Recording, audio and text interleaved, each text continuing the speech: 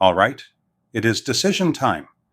You may have received multiple applications from candidates who seem equally qualified. How do you decide which prospect to accept?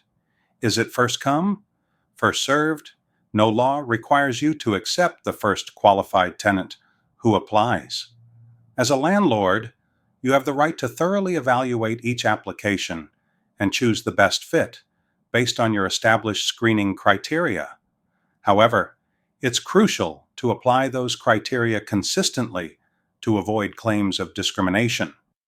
Ensure your screening process complies with fair housing laws, which prohibit discrimination based on race, color, national origin, religion, sex, familial status, ancestry, citizenship, gender, immigration status, sexual orientation, and other protected characteristics. In summary, you can take your time, compare applicants, and select the one you believe is most suitable, as long as your decision is made fairly and without discrimination. Let's move on to Section 8, where we will discuss disclosures.